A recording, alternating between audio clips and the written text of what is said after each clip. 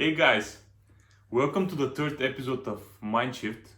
I'm your host Dimitri Lakov, and the mission of Mindshift is to broaden your perspective in different areas in your life so that you live your life with more joy, determination, and prosperity. The person who is gonna shift our mind today is called Velik Velikov. Hi guys. I know him for like 5 years. You're from Bulgaria and you've been living in Denmark for the last 6.5 years. 6.5 years. I met him, as I mentioned, five years ago, and the moment I met him, I realized that this is a very special person because the first conversation we had was that he said that he has already spoken to more than 300 women, and his goal is to speak to as many as possible so that he can overcome the fear of rejection. And he ended up talking to more than 5,000 women. We're going to come back to that later. But currently he is a stand-up comedian, and this is the place he wants to develop himself. But below the surface, because this is what he's doing, I would say that he's a person with a big heart. He's very, very compassionate. He's very full of integrity and honesty and social responsibility, I think. But the biggest thing he had, the superpower, I think, is that it seems that he loves to go out of his comfort zone. He doesn't care so much what people think of him. Yeah. And I believe that this is the thing which makes him really special. So, first of all, welcome. Thank you. Velik. Thanks for having me. Yeah. I want to ask you the first question. It would be: have you been always like this in your life, that you went out of your comfort zone, didn't care what people think, or this happened with the time? Mm-hmm. So, what was the? I would say that when I was growing up, I didn't really think about stuff like that. Okay. I would say, naturally very outgoing until maybe about the 7th grade. Okay. And then when I got into high school, things rapidly changed for me. Maybe part of me, looking back, maybe it's because my parents were going through a divorce or something like that. I went into a new school and stuff. Mm-hmm. And then I became a lot more closed. And you could say that through my puberty and into my early adult life, including coming into Denmark, the first couple of years in here, I was definitely very shy and very introverted. And I was still playful in a way, but I was hiding my playfulness. And I couldn't interact with people, and I didn't know what to talk about. I used to live in a dormitory with 20 of my classmates together, and even though I see those people every day and all the time, when we would hang out with each other outside of class, I would just sit there and observe what everybody else is talking about, because I don't know what people talk about when they're together in a room. Wow. So I was really like zero social skills at that point. Wow. Yeah. So what happened? So you had this, you were like this at some point, Yeah. and what happened that you decided to change something about it? Well, I was at some point. I was really like, I had really high expectations of myself. For those of you who don't speak Bulgarian, my name means great, and introducing myself as "Hi, I'm great" carries a lot of expectations within itself. And I always knew, if I happen to be born with this name, I guess I have to do something great, and I want to change the world for the better. And I was really young and naive, and really, with a big heart. And I quickly came to realize that I'm not gonna change the world overnight, or it's gonna be very much harder than I expected. And not so many people are willing, to go through a lot of changes. And I became really depressed really quickly, to the point where, Wow. I was like, fuck. Like, I was really, I was thinking about suicide. I don't know if I had the guts to do it, but I was definitely considering it. And the moment where everything changed for me was when I started meditating. And the first time I meditated, I was really skeptical of what meditation was. I had no idea. But I happened to be watching this guy on YouTube who was speaking about spirituality and philosophy, and I said, okay, let me try his meditation. And it was a 20-minute meditation in which, after meditating, I just started laughing for no reason for like 5 minutes. Okay. And I realized how much stress I had in my body.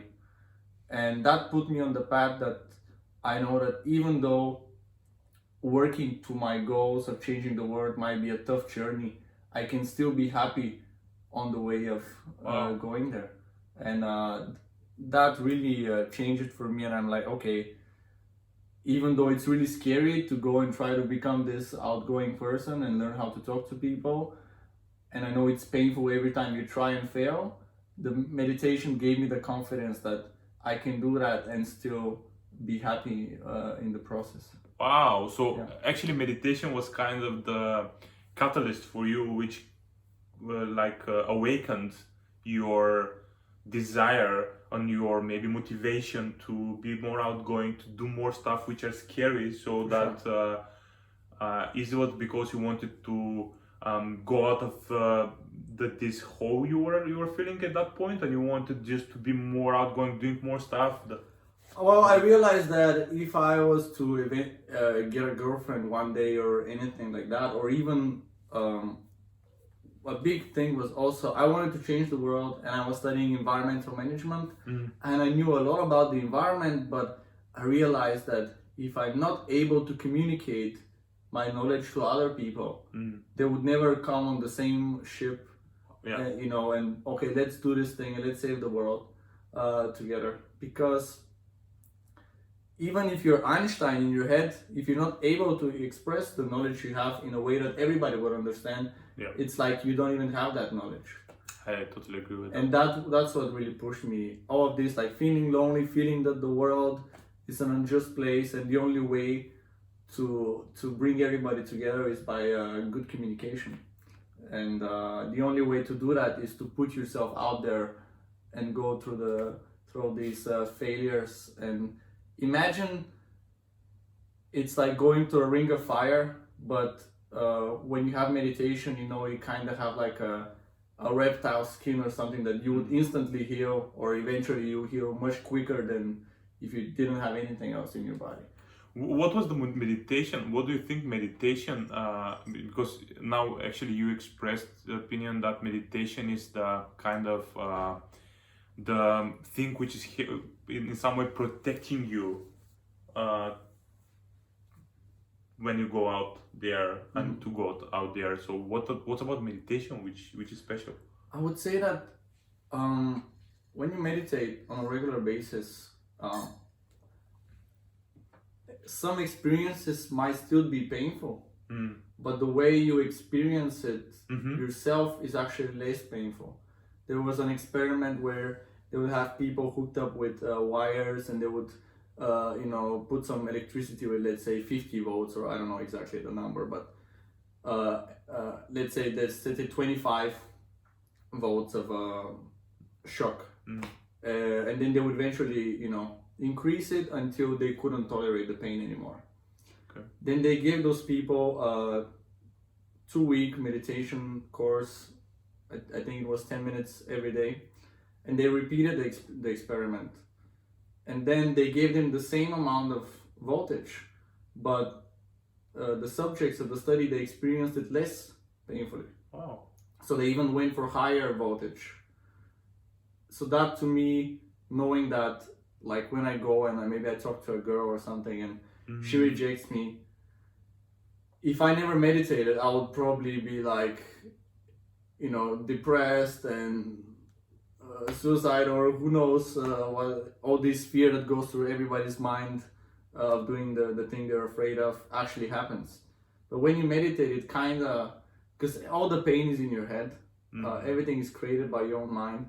And when you meditate, you make your mind more resilient, and you don't feel that the pain it's not as painful anymore. Actually, I really wanted to, when I was really, it was very interesting what you're saying, but I've heard this equation that suffering equals pain times resistance. Yeah. And actually, that's what you're saying is that because a lot of people, the topic of meditation for a lot of people is controversial. It seems that it's nothing you're doing, but Yeah. actually, what actually you're expressing is that when you meditate, in some way you don't identify so much with the things which are happening in your mind, and this helps you to really not attach to them so much, so that you can move forward and go ahead and don't take them so personally. Yeah. So this is amazing explanation of how meditation actually can influence your life. Yeah. So okay, you got the meditation, helped you to start everything. Tell me the first steps. You went out there. What did you do? Like talking to women or what? Yeah. So I started by I first learned about the fact that you can go up to a girl and say something and be yourself and be silly and get her number and then go on a date. When I was in 10th grade, I was watching some videos and I saw these guys. They were like picking up girls with StarCraft pickup lines. Okay. And I was a huge StarCraft fan at the time. And then I realized, whoa, I can be nerdy and I can be silly and I can meet a random girl. And then every time I would walk past a girl, now I knew that this was a possibility and I still didn't do it. So I felt even more anxiety and more shame. Oh, now not only am I walking past her, but now I know that I could actually do something and I'm not doing it. So I had that for maybe 2 or 3 years when I came to Denmark, because I was thinking, these guys are doing it in English. You can never say, oh, I think you're cute in Bulgarian on a random girl on the street. And Your I waited. mind was playing you. Exactly, yeah. And I went to Denmark and I waited here to try it. And maybe I was here for a year and a half and I still hadn't tried it. And that's when I was like, okay, it's time to decide whether I want to be the lonely person forever or try out. And then I would go out with my friends and I would just put a small goal and say, tonight I just want to talk to 5 girls. I don't know, I don't care what it's about, but I just want to get into rhythm of approaching. And then eventually I would say 10 girls or 20 girls. So what did you do? Just go there? Yeah, I had no idea what I was doing. All that I cared about, I didn't care. I just cared about the numbers. Because these guys, they were teaching, you need to quickly fail, really much, like a lot. Okay. The more you fail, the more experience you're gonna have. And the more experience you have, the more confidence you have. I understand. So I was just going through machine gunning through all the experience that I haven't had accumulated through the past 3 years since I learned about these things. And yeah, it was a lot of trial and error, and then eventually I got into some more in-depth courses about what you're supposed to do, and now I was following a system and trying something out and getting the first number of a girl, and I'm like, what? My mind was blown, like wow. A girl actually, I just met her in the train, and then we got out of the train and then we exchanged numbers, and I was like, mind blown. What was the difference in your mind, in your head, when you did that? Like initially was, as you said, you were afraid that they're gonna say no. There was a lot of tension for you. Was it what was the mind shift which happened which gave you more confidence to do it? There was something specific in your mind which was different. One thing I would say is I had trust in the process. Okay. That everything will work out in the end. And I think that comes from the fact that when I was a kid, I got into doing the Rubik's Cube. And the Rubik's Cube, again, I sucked at it. I couldn't even put more than 7 colors, 7 pieces on one side. And then eventually I, picked it up. I started like Googling stuff. I saw there is a method to it. And it took me 7 months playing with it every day. So until I did it under 26 seconds. Wow, that's very fast, man. And there's one quote which I really like, is once you find a way in one thing, you can apply it in 1,000 other areas. So what was the way? The way was trust the process, trust the system, and know that everything has some kind of a way of figuring it out. There is nothing that you cannot figure out. If somebody has already figured it out, then you can, if you follow the same footsteps. So you model some success. for example, someone has done it, Yeah. and you model this process. That's Yes. what you're saying. Yeah. Okay. And I just trusted the guys that I was learning from, and I trusted the process. And I'm like, if it worked with the Rubik's Cube, which I initially thought it's impossible to do, why not? Why wouldn't it work with this? And of course, there are days where you're feeling more down than others, but just going through the motions gets you there, and then eventually you get a crazy good experience, and you're like, whoa, I never thought I would be this person. And Wow. yeah. What about the other experience you had? You went through Europe, hitchhiking. You shared that with me several years ago, and you decided to do it. Again, this is something not everyone will do. People will start thinking that it's crazy. Who is gonna stop?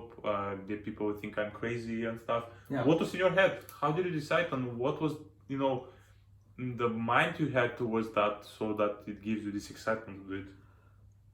At that point in time, I was on ACASE. I had just completed my education, and it was just really stressful.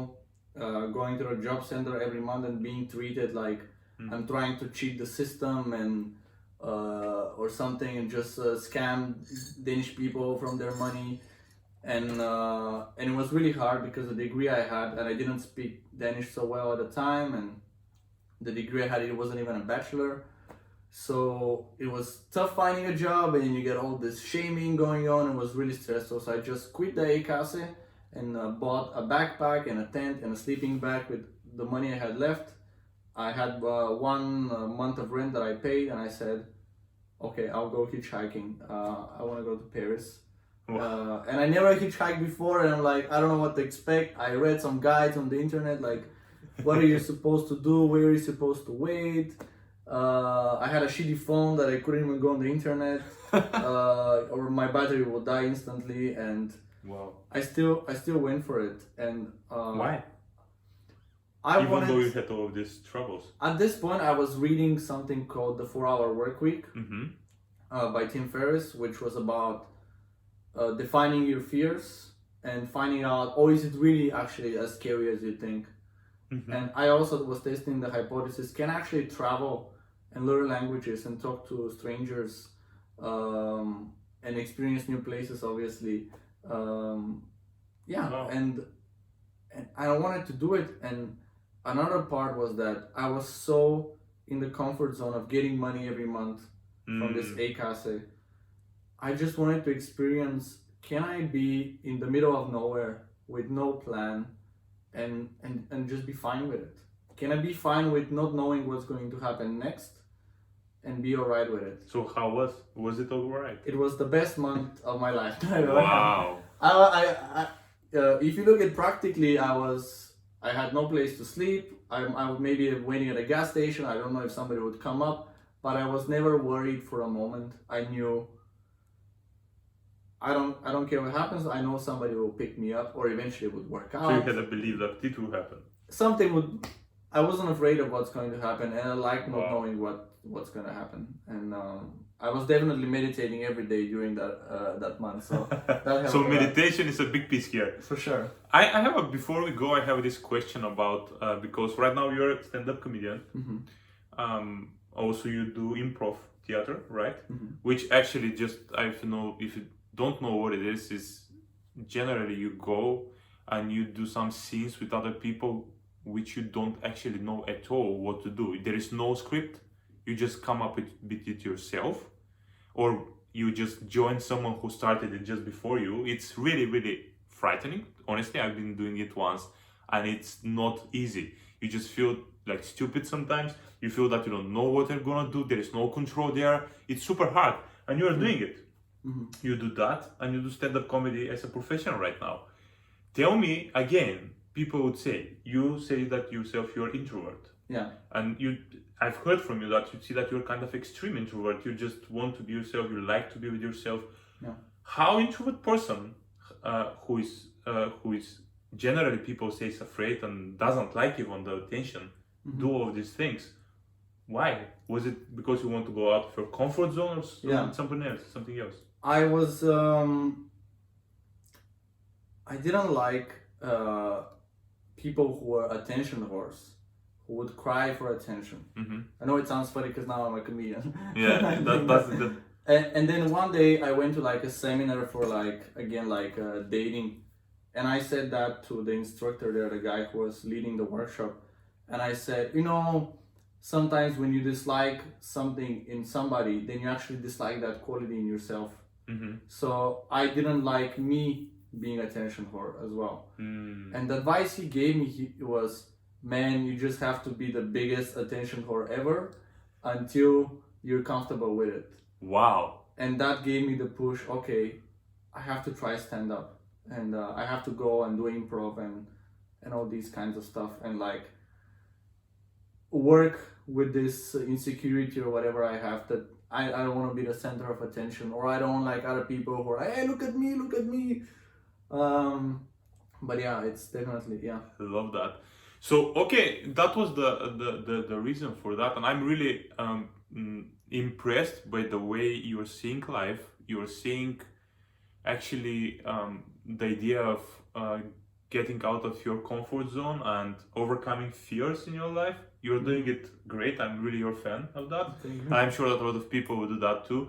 Tell me, when people can find you, if they want to talk to you, if they want to see what you're doing, is there a place you're hanging out more than others, like social media, website, whatever? Yeah. When people can just check your whatever you do? Sure. You can follow me on Instagram at Velicopter. Okay. Okay. You can add me on Facebook if you want, but I usually only accept people who I've met in real life, so excuse me for that. That's good. But sure, yeah, that's usually two places. Cool. So we're gonna put some links anyway down. If you have if you have something you want to show us your stand-up performance, we can do that too. But just before we go, the last thing I want to say, tell me if there is one thing which is gonna help people to don't care so much of what other people think, or just to go out of their comfort zone, what would be that? For sure. I would say start small, but don't start too small. Yeah. Like I've had challenges, comfort zone challenges, where I have ice cream or Nutella on my face and I go talk to girls in the mall, and I've actually gotten numbers to it. Wow. But you don't have to do that. What I recommend is realizing that the fear is all in your head. And one thing would be meditating for sure. Doing 5-10 minutes of meditation a day, or even once a week is a start, is good. Definitely that's a huge difference. But I think not caring what people say is not just something that you say in your head and you're like, oh, okay, now I don't care about anything, you know. It's a process, and it's definitely a habit that you have to develop, and you have to do it every day. That's my opinion. Yep.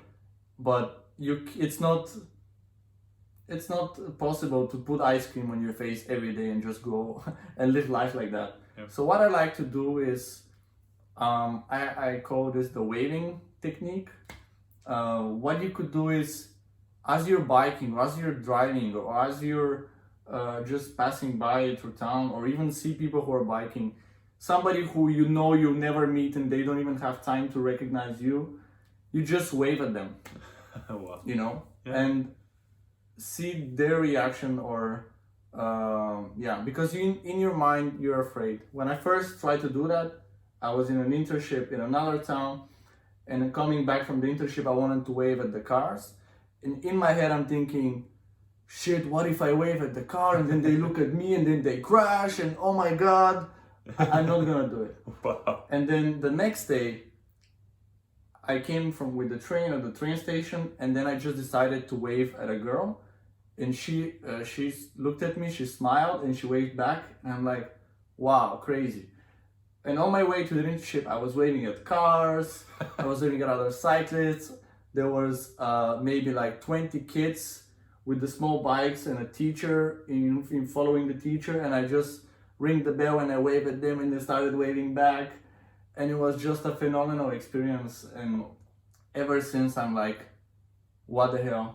You can go out of your comfort zone on a small step, and it will trick your brain that you're going out on a in a big way. Wow. And if you keep doing that every day, you're just going to be in that zone all the time where you're, oh, I don't really care. I just wave at some people and yeah. Thank Or you. on your way to a job interview, do that and yeah. Thank you, man. Yeah. Thank you for everything you said today. I hope that I wish you to do more of that, to inspire more people with that, and to have a lot of success in your practice. So thank you for everyone who is watching here. This was the third episode of Mindshift. Here was very, very cool. Thanks for having me, by the way. Talk to you next week, guys. Bye bye. See ya.